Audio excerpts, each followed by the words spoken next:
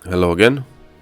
What we have here is a laptop charging port that it's broken. It's making imperfect contact. It's charging just in certain positions. Now, as you can see here, there's a break in the middle pin, in the positive pin, and as soon as you move the charging cable or you knock the charging cable around, the charging stops, it interrupts, and it's very annoying.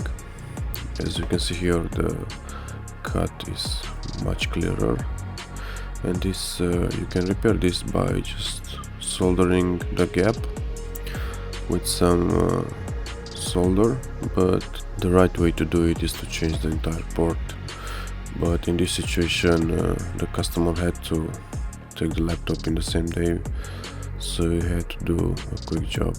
It's gonna hold, but it's not like us changing it with a brand new one.